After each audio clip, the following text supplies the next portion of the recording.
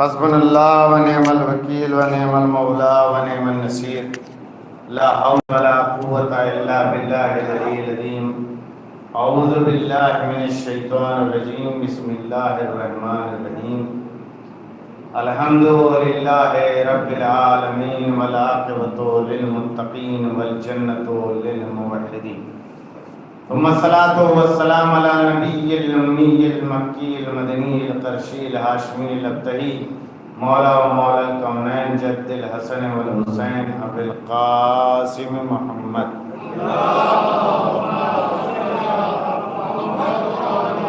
وآلہ الطیبین الطاہرین المعصومین المظلومین ولعنۃ اللہ علی اعدائہم اجمعین من الآن إلى يوم الدين أما بعد فقد قال رسول الله صلى الله عليه وآله وسلم إني تارك فيكم الثقلين كتاب الله وإطرتي ما إن تمسكم بهما لن تضلوا بعدي حتى يرد علي الحوض. درود بھیجئے محمد.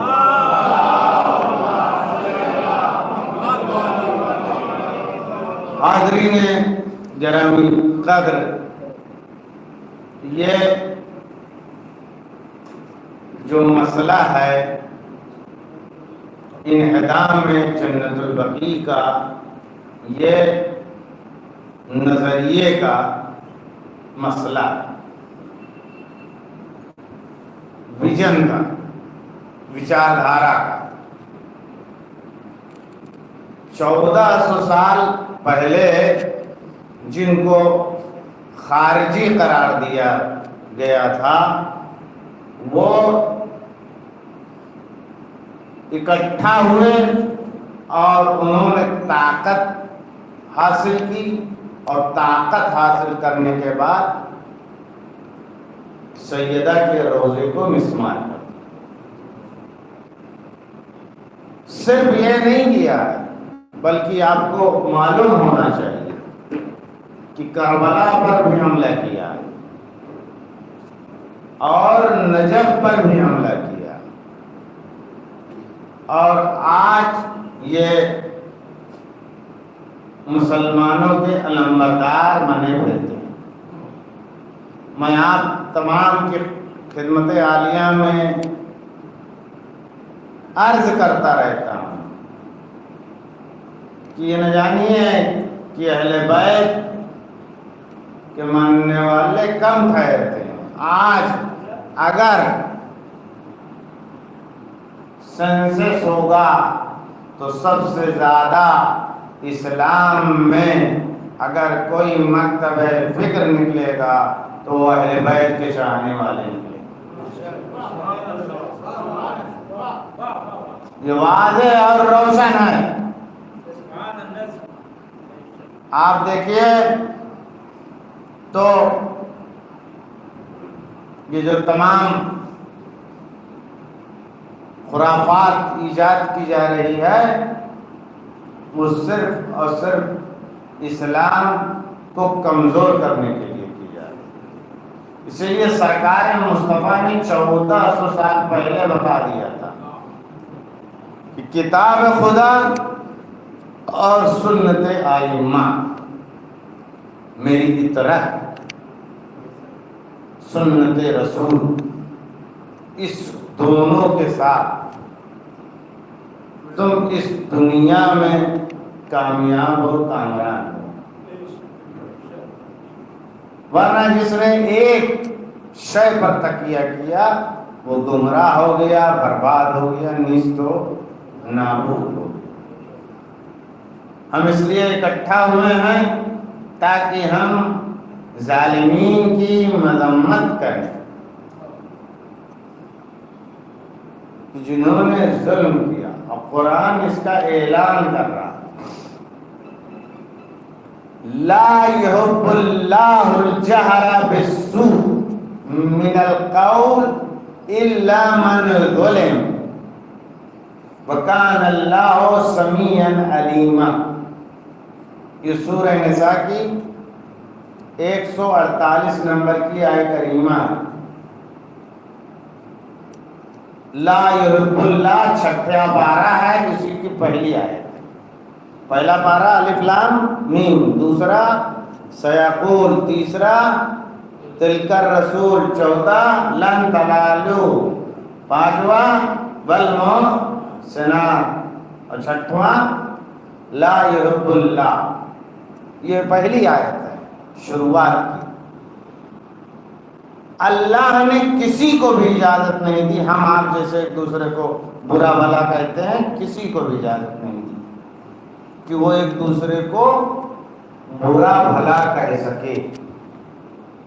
اللہ جانتا ہے کہ کون کیسا ہے، لیکن اس آیت کریمہ میں ارشاد پروردگار ہے لا یحب اللہ الجہر بالسوء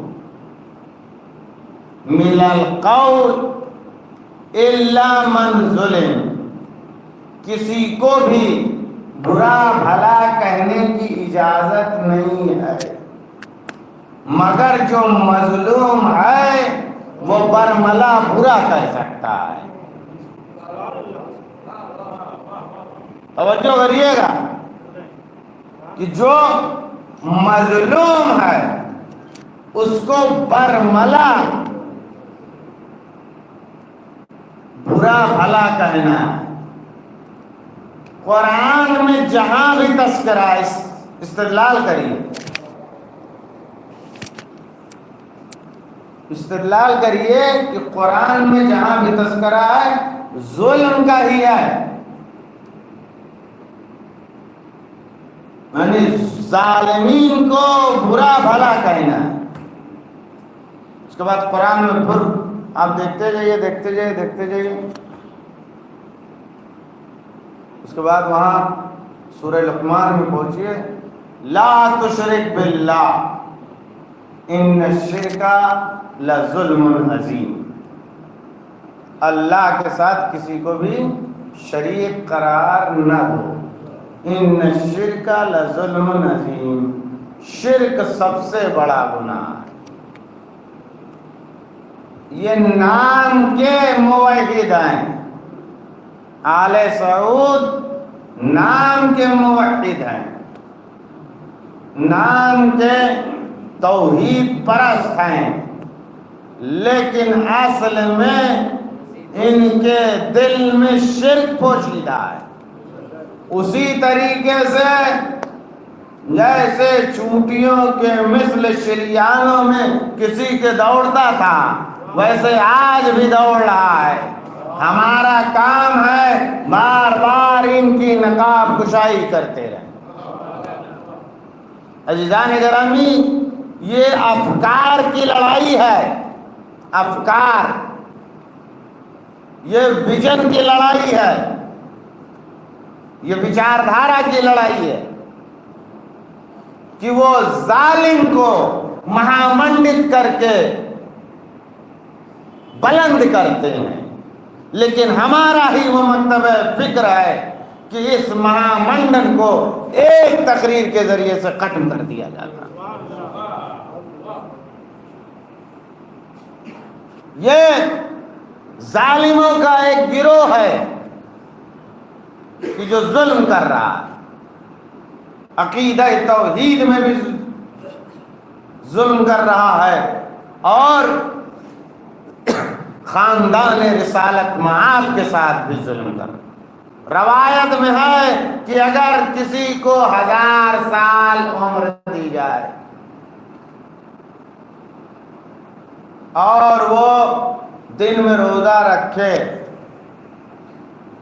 اور رات میں پوری شب عبادت کرے، صفا و مروہ کے درمیان صحیح میں مشغول ہو اور رکن اور مقام کے درمیان مظلوم قتل کر دیا جائے، لیکن اگر اس کے دل میں محبت اہل بیت نہیں ہے تو اس کا سارا عمل برباد ہے.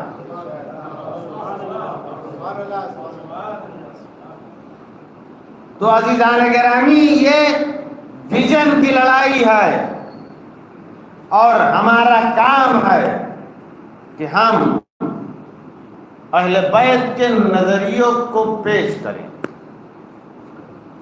اصل میں یہ توحید کے لباس میں ابلیس کے نمائندے ہیں۔ ہماری آوازیں جب تک بلند ہوتی رہیں گی تب تک ان کی نقاب کشائی ہوتی رہے گی، ان کے چہرے سے شرک کا نقاب اترتا رہے گا۔ صرف ہم کو کوشش کرتے رہنا۔ تو جانیے آپ کمزور نہیں ہیں، کمزور وہ ہوتا ہے کہ جس کا ایمان کمزور ہو۔ کمزور ہم نہیں ہیں، ہمارا ایمان غدیر میں کامل ہو چکا ہے، اس لیے ہم کسی سے گھبراتے نہیں ہیں، اب کسی سے ہم ڈرتے نہیں ہیں۔ صرف ہم کو اکٹھا ہو کے اس ظالم و جابر کے مقابلے میں اپنی آواز کو بلند کرنا ہے۔ جب تک یہ آواز اٹھتی رہے گی خدا کی طرف سے مدد آتی رہے گی۔ یہ جانیے 2 رکعت نماز بھی کوئی نہیں پڑھ سکتا۔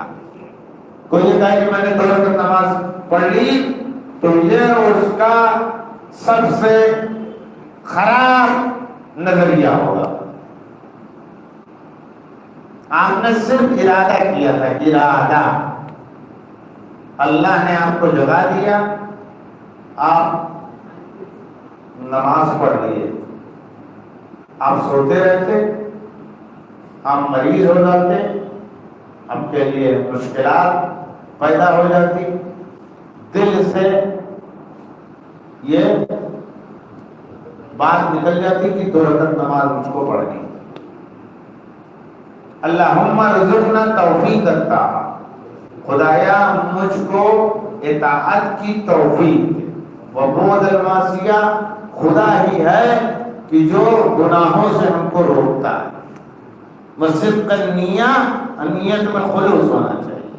یہ جانیے یہ شروعات کے الفاظ ہیں اور اسی پہ اپنی زندگی کا بیس رکھیے کہ اللہم ارزقنا توفیق عطا، خدا نے ہی اطاعت کی۔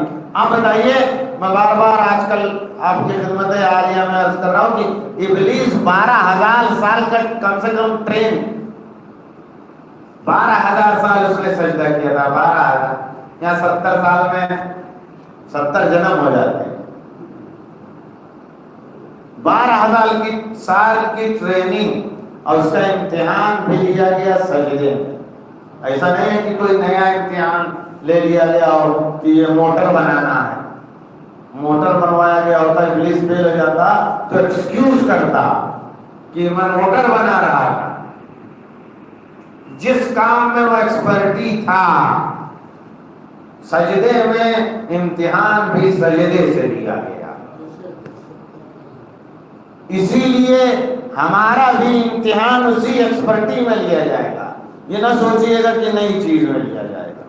اللہم ارزقنا توفیق عطا، خدا ہے کہ جو اطاعت کی توفیق دیتا۔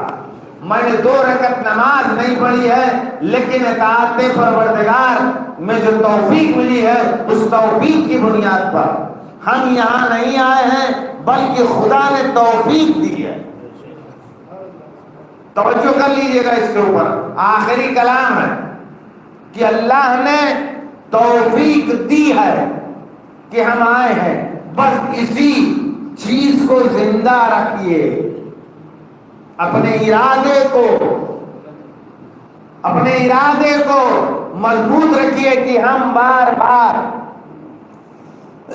ظالمین کے خلاف اپنی آواز بلند کرتے رہیں گے۔ اذا جاء نصر اللہ والفتح، مدد وہاں سے آئے گی، صرف آپ کو ارادہ رکھنا ہے۔ اپنے ارادے کو مضبوط رکھیے، اپنے ارادے کو سیسا پلائی ہوئی دیوار کی طرح رکھیے. اللہ نے وعدہ کیا ہے کہ ایک ہادی کو پردے غیب میں رکھا ہے جو چلتے آئے گا اور مدینے تک چلا جائے گا, بقی پھر سے تعمیر ہو جائے گا.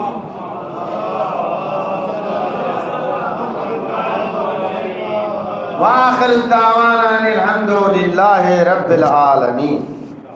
اللهم صل على محمد وآل محمد